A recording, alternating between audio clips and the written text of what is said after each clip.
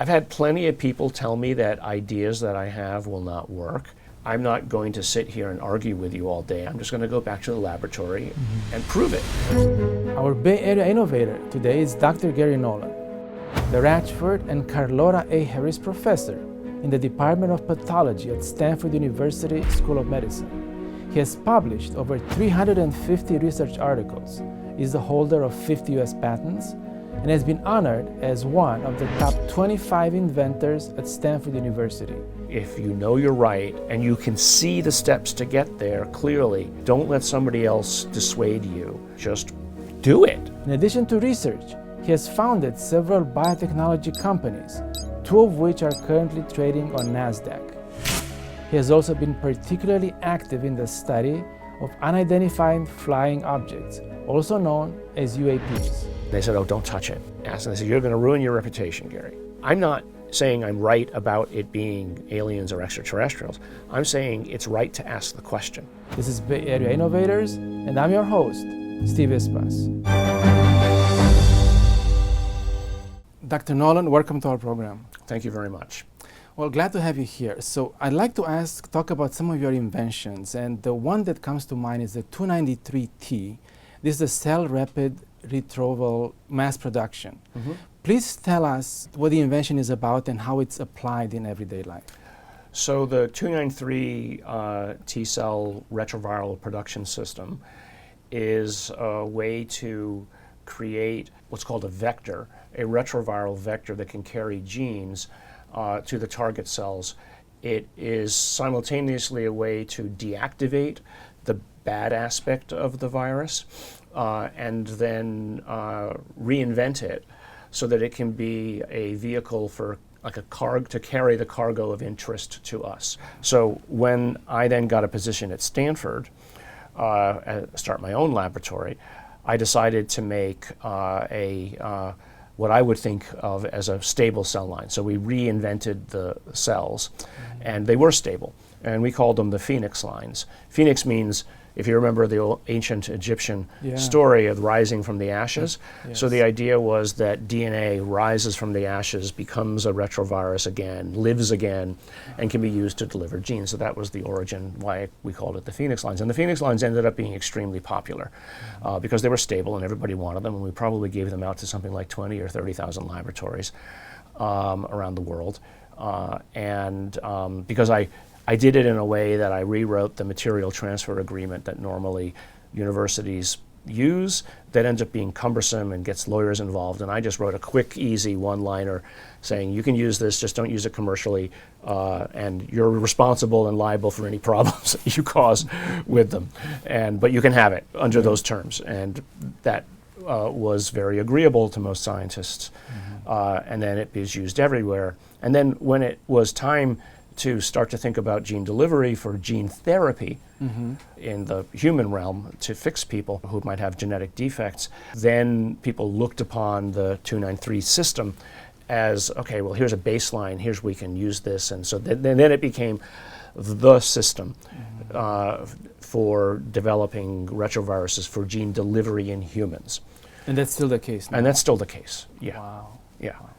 And the applications, talk to us about how this is used in everyday life. Is it, for cancer or different Yeah, well, diseases? I mean, it's used to deliver genes, which can make proteins or other RNA. So you could deliver those.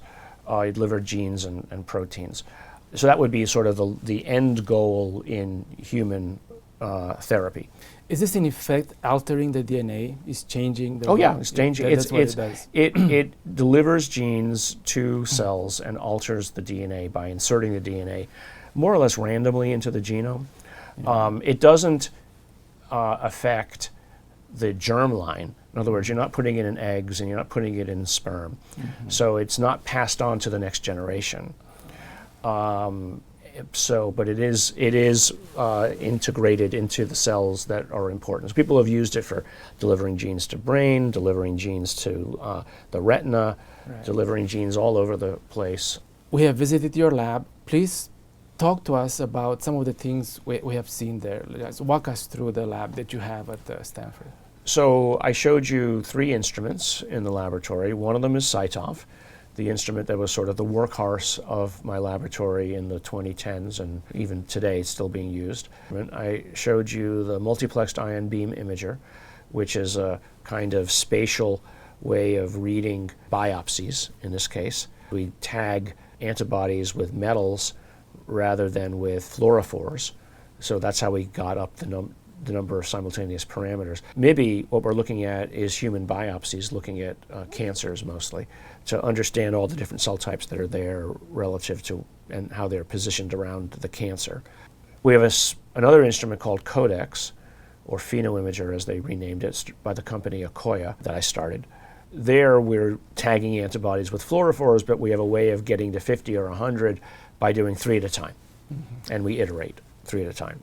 Takes a while, a couple of days, but again, the data you get is so valuable. The idea behind MIBI and Codex is that immune system is a complex choreography of players, dancers, who are all moving in the right way at the right time to accomplish the goal of either eradicating a pathogen or fixing and removing the cancer before it becomes a problem. In fact, most people every day have mutations in their body that lead to the beginnings of a cancer, but the body's immune system recognizes it as a problem and deletes them before they become a problem.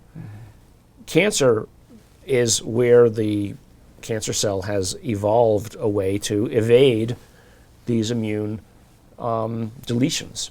Now, I've had actually cancer 15 times. I've had multiple melanomas, I've had kidney cancer, I had this side of my face reconstructed twice. There's people online who say, "What's wrong with Garry's face?" Well, that's what's wrong. I had total reconstruction.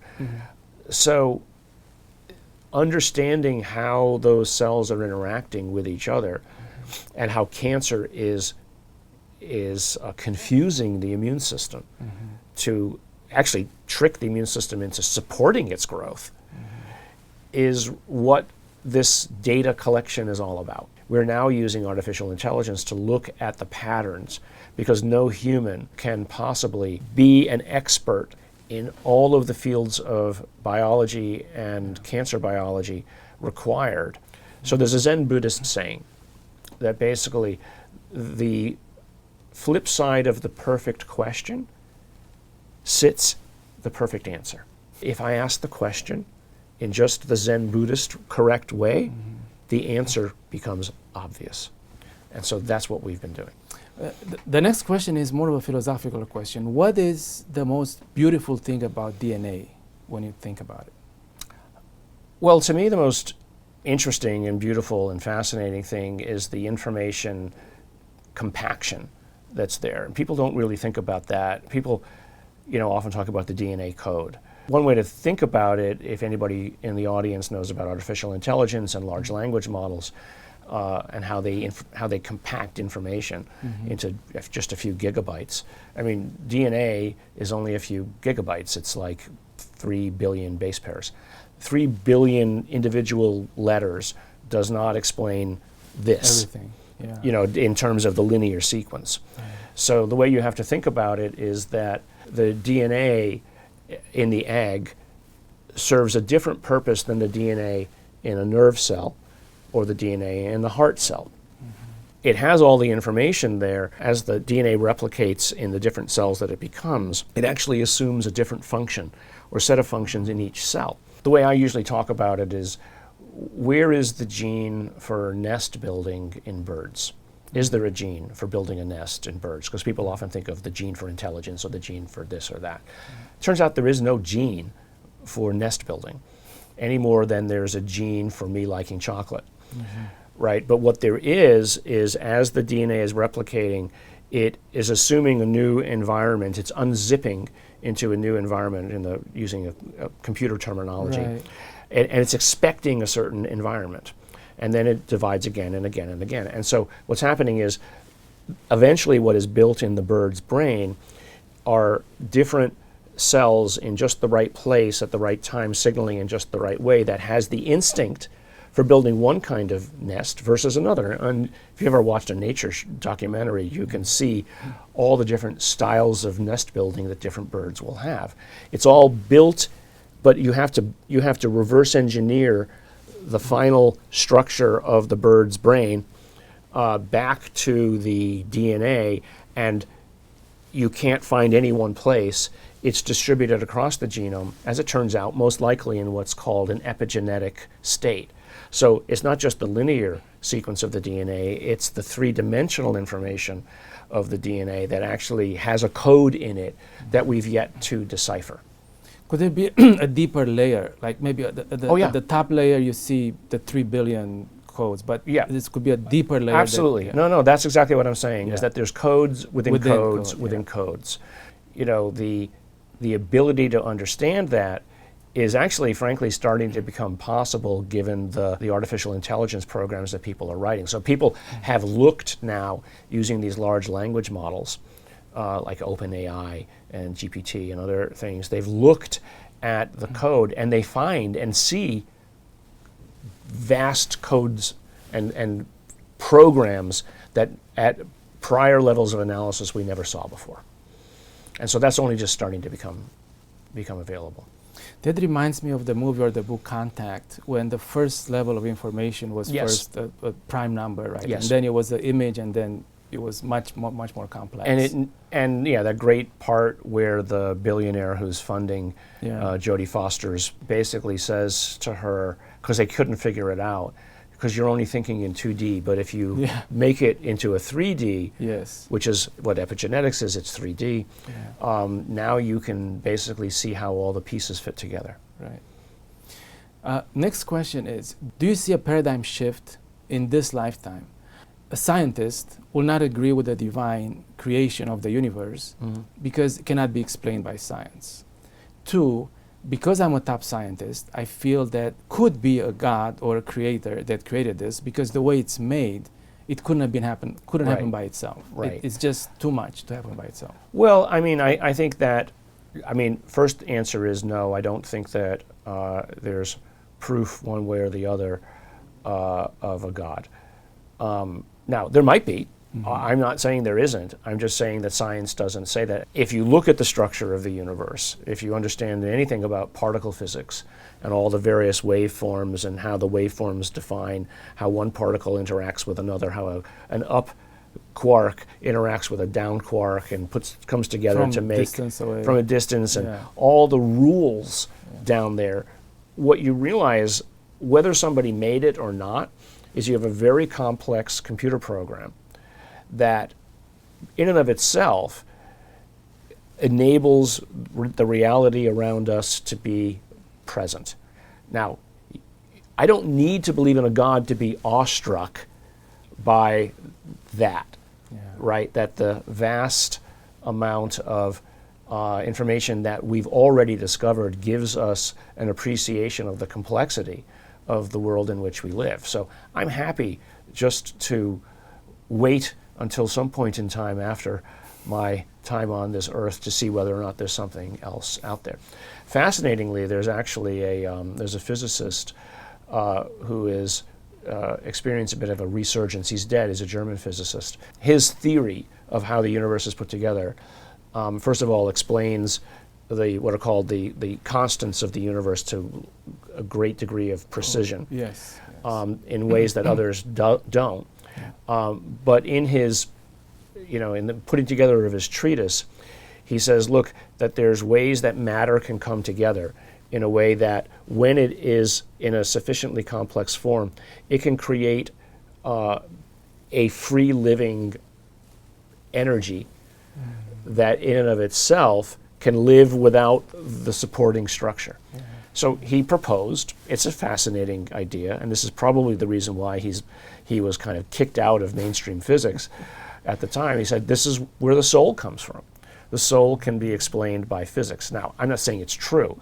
I just find it a really fun thought experiment where he shows that the math supports this thing. And there's, of course, your colleague from Stanford, Dr. Leonard Herzenberg, who actually I interviewed years ago, and his theory of this multiverse universe, where basically I think we're saying that there's an infinite number of universes and this one happens to be the one that all these things click. Right. Yeah, because there might be a universe right next door that where the constant, where the rule is just a little different, and so basically all you have is formless energy that never congealed into matter.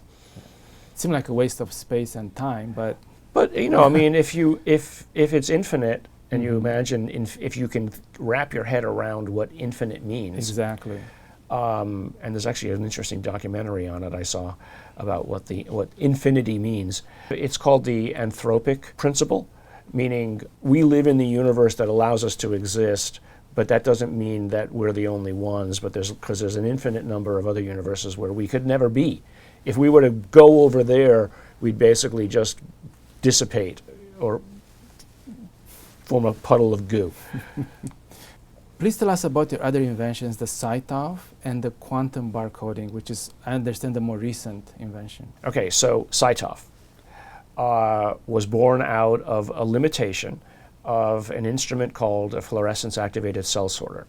So Leonard Herzenberg at Stanford, professor there in the Department of Genetics, and his wife, Leonora Herzenberg, had sort of co-participated in the invention of the fluorescence-activated cell sorter.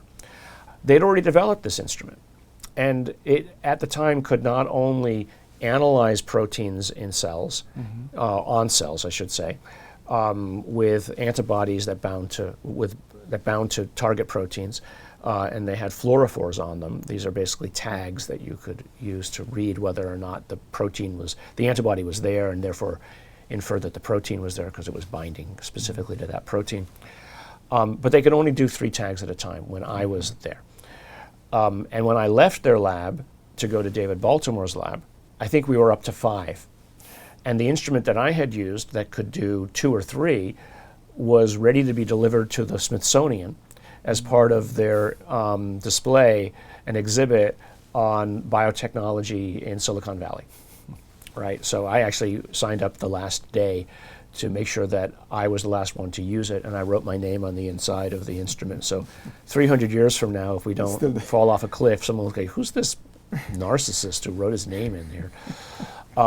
So that limitation basically means you can only measure, let's say, 4 or 5 things at a time. And even after 15 years, they'd only pushed the number up to maybe around 10. And meanwhile, I was interested in the immune system, and there's 100 different kinds of cells. So you need more than 10 markers to look at the majority of the cells in the immune system. And so I had been searching in the early 2000s for other ways to create tags. It turned out by pure happenstance and luck that there had been this guy by the name of Scott Tanner, who was a professor at the University of Toronto, who'd been emailing me saying, I have this thing. And I was like, who is this guy? So by luck, I was in Toronto at a conference, and I was interviewing literally this. I remember seeing this guy across the room who saw me and then made a beeline for me, and I'm like, oh God, who's this?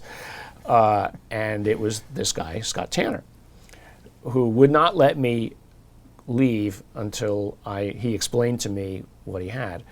And so I called Sean over, and we listened to what he had to say, and then I realized, okay, I get it. If what this guy has is right, and it's doing what he says it can do, then this is the game changer I've been looking for. It's fascinating. And so we developed a collaboration. We took it to the next level. And then because of my connections in Silicon Valley with venture firms, I got funding for Scott to create a company called DVS Sciences. We got $10 million, and then later sold the company for $207 million. It's a nice investment. And but what we'd done was we had created a tool that suddenly could do 50 parameters, which was such a step up, being more than tenfold. And it has to do with the complexity of how the numbers work. It allowed us to look and survey the whole immune system. We published a landmark paper in Science not only showing what the technology could do, but then also developing algorithms, computer programs for dealing with the data. And that ended up being, in I think 2012, Nature Invention of the Year. Wow. And so one of the limitations there was... This is the CITOF we're talking the CITOF about. Yeah. was 50 is nice, but it's not, I mean, scientists always want more. And so around that time came up with this idea of how to use a process called split pool, which is again just something that's been in the literature for a while, to put it together with single cell analysis so that we could measure millions of events. Or at the very least thousands or tens of thousands. The only limitation is not that we can't measure millions of things, it's that at the time, the costs of measuring a million things would be the whole NIH budget, right? Which you can't do. So we, set the bar a little lower. We wrote patents. We went and did some of the proof of concept. I raised money outside, proved it the case, sold the company to Roche, spun it out again as another company because they had, they satisfied themselves that it worked. They said, okay, but our objectives have changed. So some venture firms had approached them and said, hey, this technology that Garry invented is foundational. We have some other inventors who have some tricks that they can add on top of that. Let's put together another company, and that's Scale. And Scale now has products. They can do some pretty remarkable stuff. They can not only use it for proteins, but they can use it for RNA, they can use it for epigenetic states in cells, et cetera. So, it took 12 years to get it to this point. I've had plenty of people tell me that ideas that I have will not work. And my response is usually, okay, well, if you don't see the future I see, I'm not going to sit here and argue with you all day. I'm just going to go back to the laboratory and prove it. So that's, and that's usually what I tell students is don't feel if you know you're right and you can see the steps to get there clearly, don't let somebody else dissuade you. Don't let them demoralize you. Just do it. Yes. That's great advice. What keeps you motivated to do the work you do, to continue to do the research? What is the top element that keeps you going? I hate seeing opportunity wasted. I get a kick out of seeing somebody else do things better and then get lost in the data, right? I want to give people so much data that they feel like they're swimming in a sea of opportunity themselves.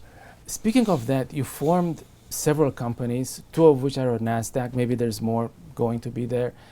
How do you have time to do your research that you do and at the same time run or create these companies? I think you have to understand how it is that ideas flow from the laboratory to the commercial marketplace. Scientists are great at producing ideas. So you create an idea, but if you see value in that idea, the NIH is not going to fund it. They funded your basic research. They're not going to fund putting it into commercial. So they need another kind of risk taker. And that's where venture capital comes in, where if you can formulate your idea in the right way and show that there's a commercial possibility, they'll put in money so that they can make money for their investors, who end up being actually often the taxpayers, not through their taxes, but through their funds for retirement. That money then goes towards testing if the idea is valid and viable, but then creating a commercial version of it, because a laboratory version is basically tinker toys compared to what the commercial version needs to be. It needs to be foolproof. It needs to have instructions. It needs to do the work that I would normally have to do to teach another laboratory, but all in a single, simple package. When the VCs step in, they bring a level of company maturity, and then the funds, and the ability to find professional company managers to do it for you. And so the scientist has two options when they create a company. One, they leave their position and go be in the company.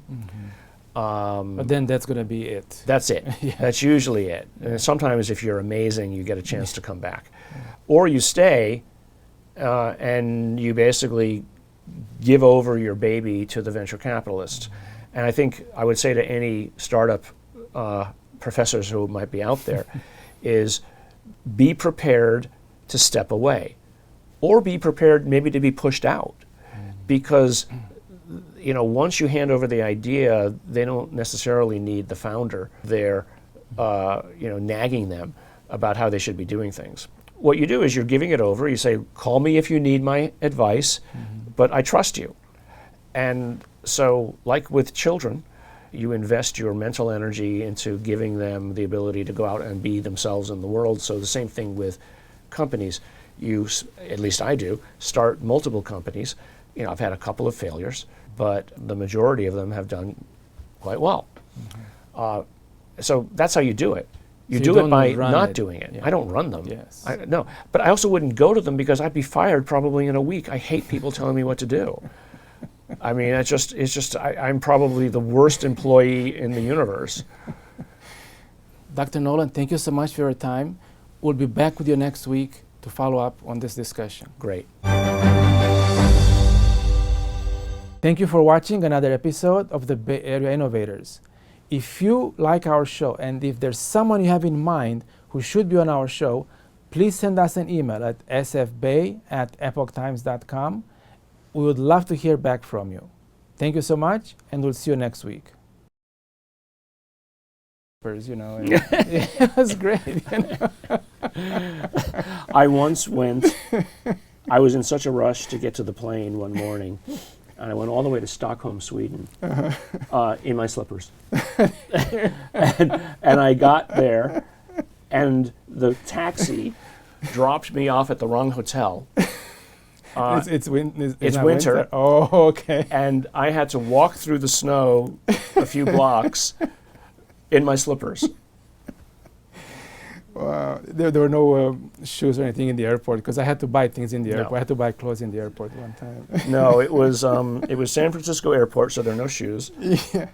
And the Stockholm Airport doesn't have shoes. Yeah. So relatively speaking, it's a small place. Right. That's all the set? funny. Yeah. Okay. Hold on one second. The 293, it's a And I did that twice, by the way. One time I did it, I went to New York as well. I had slippers. It's not a good time to laugh too hard. You have to laugh at yourself. So, if you take yourself too seriously, other people will laugh at you. Exactly. You might as well beat them to it. Might as well beat them to it. Yeah. Exactly. Okay. All right, gentlemen, we are rolling. 1, 2, 3.